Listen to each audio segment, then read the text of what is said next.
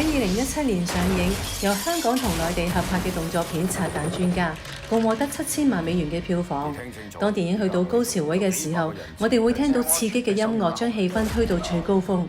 而呢一套戲嘅原創音樂就係由開創影視劇音樂全原創嘅先驅者麥振鴻先生一手包辦㗎。我諗好多內地嘅觀眾會好熟悉麥老師啦，因為入行以嚟咧，佢為好多仙俠作品寫咗好多好經典嘅原聲音樂，被譽為仙俠音樂之父。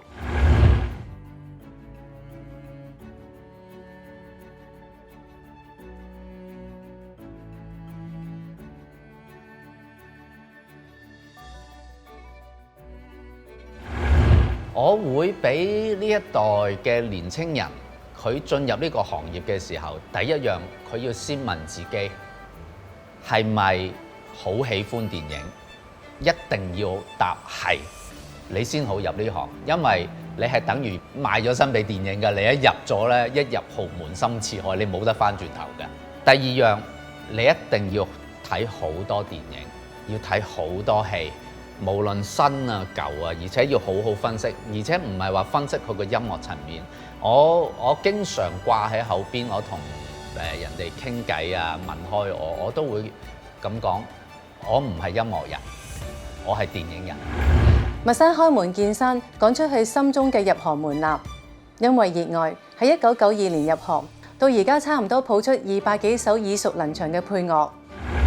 咁因為本身我係1992年入行嘅，我當時入行嘅時候，其實我就係好想將我喺音樂上面嘅知識呢，就運用翻喺我哋香港電影身上邊。因為點解呢？我係由細到大都好中意睇香港電影㗎。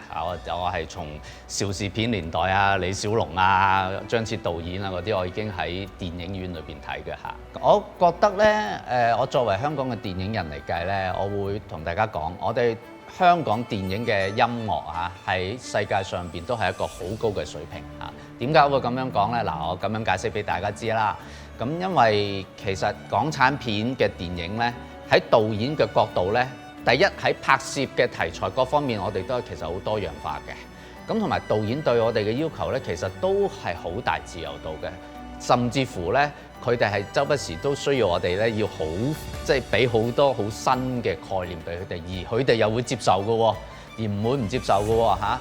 咁咧，所以咧，我會用4個字嚟形容，就係不拘一格。我哋係可以用好多，總之我哋識嘅音樂技巧，我哋就運用喺我哋嗰個音樂上邊，去總之務求得一個目標嘅啫。我相信亦都係所有我哋成個電影行業每一個工作崗位，每一個人個心都係同一個心，就係我哋要完成導演佢想呢部電影出嚟嘅整體感覺。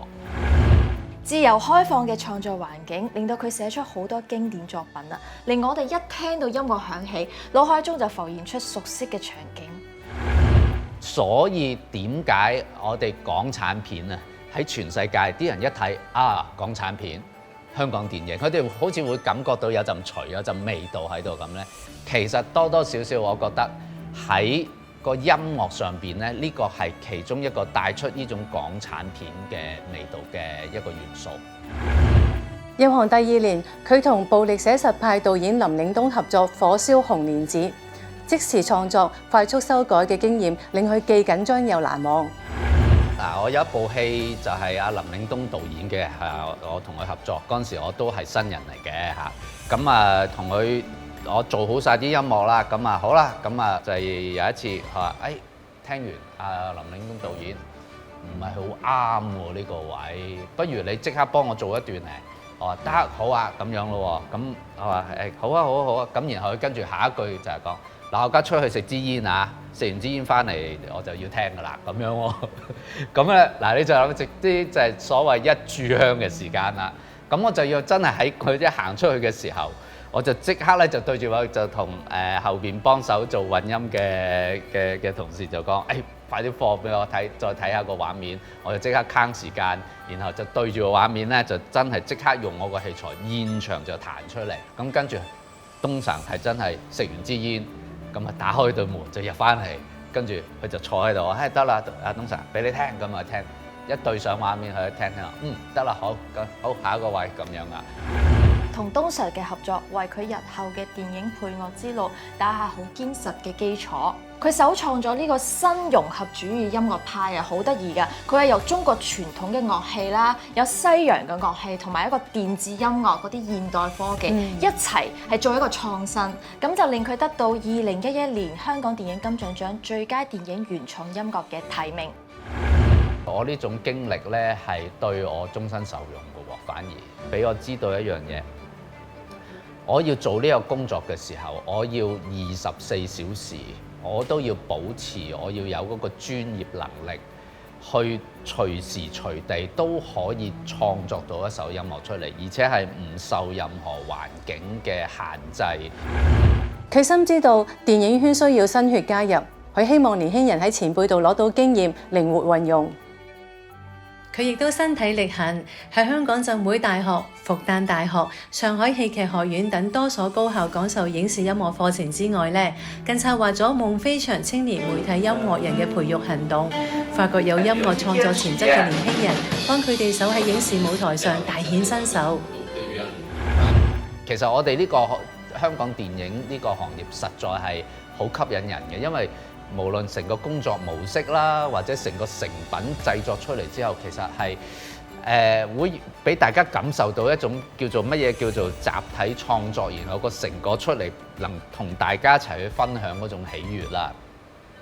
咁但係我係好希望大家呢，年青一代，我哋係本身係呢個行業係好需要年輕一代新血加入，亦都希望佢哋加入之餘，多啲去揾翻一啲從前我哋呢一個行業裏邊嘅一啲嘅根基位，或者從前一啲發展過程裏邊我哋嘅工作模式呢，其實應該會對佢哋依家去令到佢哋再去前瞻將來嘅工作呢，會有啟發性嘅。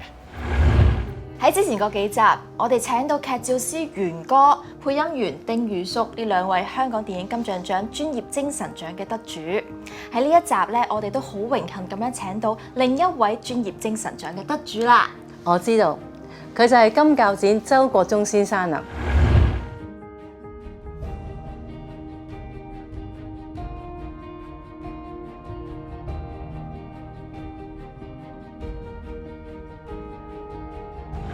我覺得佢做新藝城嘅後期製作咧係最具挑戰性嘅，因為最初新藝城咧係得我一個剪片師嘅啫，咁咧我試過咧10日10夜都冇返屋企，因為我可以同時剪幾部片嘅嗰陣時，咁咧每次剪到攰咧，我都係去阿麥家嗰個房嗰張大班凳嗰度瞌幾個鐘，嗰張大班凳就係我張床嚟嘅啦。麥家先生可謂係周國宗先生嘅伯樂，佢哋喺一支光棍走天涯度結緣，之後就合作無間啦。其實剪接嘅工作咧個變化好大嘅，初期咧就拍2萬零3萬尺底片，就剪埋一套9000尺嘅電影，後期咧就拍到30-40萬、50萬尺底片，就剪埋一套9000尺嘅片，個挑戰性亦都大咗好多。以前電影咧，大約300-400個鏡頭就可以剪成一套電影㗎啦。咁我喺70年代中嗰陣時咧，我仲未加入新藝城嗰陣時咧，我手上隨時都有5-6部片一齊剪嘅。咁咧我就需要請2個助手全職同我做下欄嘅工作。咩叫下欄工作咧？因為剪片係一腳踢嘅，一腳踢就係要剪片啦、套底片啦、套聲帶啦、套字幕啦、套膠帶啦，咁多嘢要做嘅，所以我話一個人如果5-60部片，我係冇辦法做得到嘅。我係負責剪片嘅，下邊嗰啲全部就揾個助手去做嘅。周老師同圈中好多名導合作過，咁除咗頭先講嘅麥家導演啦、黃百鳴導演啦，佢哋啲戲咧幾乎全部都係佢剪嘅。咁仲有高志森導演啦、林嶺東導演都點名要佢剪喎。講起同導演之間嘅溝通啊，佢講起一件好難忘嘅經歷啊，都有少少與鬼同眠 feel 啊！我試過有一套片咧，聽日就要配音噶啦，嗰日咧就配完對白，我就一定要翻屋 cut 好個片，俾嗰個聽日佢配效果。但係咧導演啊冇嚟，咁咪交俾我剪。咁咧我就一個人就喺嗰個剪接室嗰度剪片。咁嗰個剪接室咧出名猛鬼剪接室。我剪嗰套片咧就係鬼片，係陰陽路，係通宵剪，有棺材，有鬼，啲鬼喺度叫，我就一個人喺度猛鬼剪接室度剪嗰套片。咁你話驚唔驚咧？一剪就一驚心，呢套片我一世都忘唔記到噶啦。喺40幾年剪接生涯裏邊，除咗猛鬼剪接室嗰件事之外，有一次去出埠喺外國人面前極速剪接嘅經驗，都令到佢覺得好驕傲喎。經我手剪接嘅電影咧，都超過100部噶啦，加埋我監製啊、策劃啊，接近200部噶啦。講到最難忘嘅事情咧，另外一個咧就係一套電影喺英國拍嘅，梁寶斯導演嘅叫《英倫琵琶》。咁咧佢哋就去咗嗰度拍咗差唔多2個月，咁啊仲有1個禮拜到殺青咧，就叫我過去剪片。咁咧我就1個禮拜內咧，我就將佢前邊拍嗰啲片剪好晒。我同佢再執一次片咧，大約係3日到。咁咧就全套戲就可以攞去戲院度試片。梁寶斯嗰套片殺青咗1個禮拜之後咧，我哋套片就可以攞去戲院放噶啦。咁當時啲當地嘅人啲鬼佬睇嘅，哇！你有冇搞錯？一停機1個禮拜就可以有片睇。哇！我哋通常冇1-2個月都睇唔到片嘅。咁咧呢個亦都係我一個剪接裏邊一個開心嘅事。周老師到依家仍然積極參與香港電影業嘅相關工作，將自己嘅寶貴經驗同埋專業精神繼續喺圈中傳遞。對於新一代嘅年輕電影人，佢希望大家可以落力向前，無私亦都無懼。電影製作其實係好複雜嘅，尤其是係後期嗰部分，工作量係好大嘅，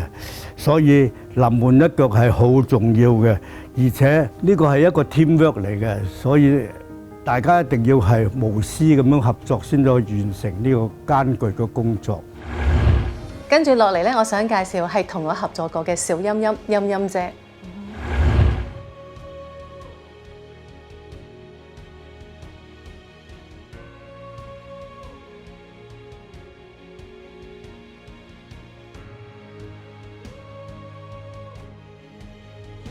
國語片年代啊，我覺得1950幾年咧喺上海將個電影帶嚟香港開始，國語片為主咯。咁但係都有粵語片嘅，即係本港嘅好多公司都有粵語片嘅，電懋啊、國泰啊、邵氏啊，都係以國語片為主啦。咁所以我1974年正式俾恒生電影公司，即係烏先生導演吳思遠正式請入去拍《15號空襲》嗰陣時，我認為嗰個時候咧，我哋個個都好後生，但係我嘅眼中覺得嗰個時代電影就係要青春，即係將個青春帶俾觀眾啦。所以國語片嘅時代咧，佢哋傳統拍嘅咧故事係好簡單，睇嘅人簡單，拍嘅人簡單，演嘅人簡單，因為佢哋性格統一啊嘛。咁同埋我哋嗰個時候真係唔需要咩演技嘅，亦都冇咩演技。我70年代拍戲嗰個時候，我係好可以喺電影入邊見到導演嘅影子，我自己都覺得好笑嘅，因為導演都唔需要我哋自己演，我哋都唔需要用腦嘅。總之佢叫你點，你一定要做到佢叫你點你就點，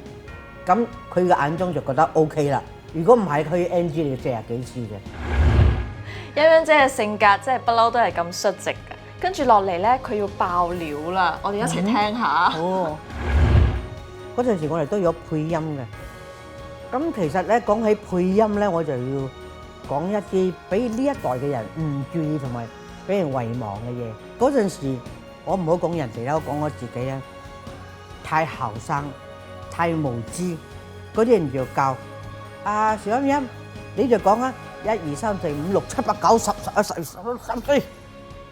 咁就得噶啦！我覺得好好玩喎，原來拍戲咁好玩嘅。其實呢啲係我哋好差嘅態度啊！但係當時你做緊主角，冇人會講你，咁啊，你又覺得好好玩，你又願意咁樣去玩。其實嗰啲人咧都幾衰下㗎，即係我哋咧就好過唔學壞嘅學，呢啲就學壞晒。咁所以對白多嗰對字，特登1、2、3、4、5、6、7、8、9、10、11、12、13、14、15、16，覺得自己好好戲，呢啲態度太差啦。包括我都係咁，呢啲唔係自己對電影嘅唔識、唔專業。陰陰姐承認佢少年無知，後來佢積極研究演技，成為真正嘅實力派。2007年，陰陰姐憑住劇情片《野良犬》中雲婆婆一角，獲得第27屆香港電影金像獎最佳女配角獎。2011年，憑住電影《打擂台》，再次獲得金像獎最佳女配角獎。我而家係好重視人嘅一個電影入邊人物，我所謂嘅人物咧就係唔理係戲多一係戲少，總之喺劇本入邊喺鏡頭面前可以出嚟嘅咧，佢都係一個人物，都有佢自己背後嘅故仔。我好重視呢樣嘢，但係而家對所有啲角色咧，我覺得係要尊重咯，尊重劇本、尊重角色、尊重導演，同埋要尊重自己。我覺得我而家係演技係好過以前幾百倍。雖然拍戲嘅方式真係唔同，表達嘅方式唔同，時代嘅觀眾睇戲嘅觀眾對銀幕上面嘅你唔同，但係可以講進步。陰陰姐因為生得靚，被揀中以風月片入行。咁係前半生咧，佢試過顛沛流離，亦都試過事業嘅榮光。而呢一啲咧，都俾佢視為人生旅途中好可貴嘅經歷。而家嘅佢已經放低一切嘅包袱，佢繼續咁樣突破自己，對演藝事業亦都充滿住熱情㗎。我覺得做演員嘅咧，生活經驗啦，拍戲經驗啦，令你係越嚟越多反思同埋進步。咁所以都係繼續喺電影度，如果有角色係啱你嘅，你有人請你出嚟拍嘅，你都要繼續拍。我覺得呢啲係一個演員嘅義務啦、責任啦，同埋有需要去做咁樣嘅貢獻咯。陰陰姐已經入行50幾年，佢好樂意輔助年輕人實現電影嘅夢想。佢以身作則，活到老，演到老。我就一共攞咗13個影后啦，咁我覺得係好奇蹟咯。但係好多人鼓勵我都話：你唔好成日講你自己好彩啦，你一定係演技好啦，一定係幾十年積落嚟嘅電影嘅工作嘅一種經驗啦、人生嘅體驗啦，你先可以得到呢個獎嘅。咁唔係個個人可以有咁多嘅，咁所以更加要將呢啲有用嘅知識、心得同埋演技要交俾喺電影入邊傳俾下一代。我覺得呢啲係責任。咁同埋自己嘅專業都係拍戲，所以咧到死嘅前一日我都會繼續喺電影界咯。其實對於我同埋好多內地嘅觀眾嚟講，香港電影都係我哋嘅一種情意結同埋一段回憶。都係㗎，隨住內地電影工業崛起，內地製作嘅電影喺市場度嶄露頭角。頭先講嗰幾部電影風格都好唔一樣，但喺內地同埋香港嘅票房亦都好收得㗎。成立於1982年嘅銀都機構，由上個世紀90年代開始就成為咗香港同埋內地合作嘅橋梁。佢由多間電影公司嘅人才同埋技術整合而成，依家已經成為集製作、片場、院線、發行同埋廣告於一身嘅多功能產業鏈集團。譬如家喻戶曉嘅《秋菊打官司》、《竊聽風雲》、《寒戰》等等合拍影片，都有銀都嘅參與出品。唔單止咁啊，銀都一度擁有合拍公司嘅特許經營。喺嗰個香港電影進入內地需要配額限制嘅年代，銀都咧係由好多內地但係又熟悉香港電影圈嘅管理人員組成，令到香港製造搖身一變成合拍片，可以湧入內地嘅市場。而家合拍片同埋不想拍片越嚟越成為更多香港電影人嘅選擇。講到香港電影進入內地市場嘅發展路向，曾經擔任銀都機構總裁嘅陳一奇先生認為前景係好明朗㗎。這樣啊，就確實呢，現在香港的電影、香港的製片人、香港的電影從業人員到內地去拍戲呢，也逐漸成為一個潮流。因為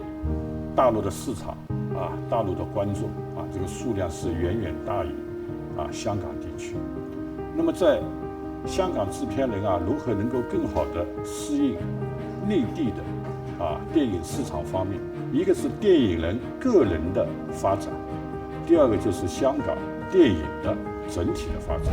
那其實大家更加關心的問題是，香港電影這種形態怎麼去適應大陸的市場，在大陸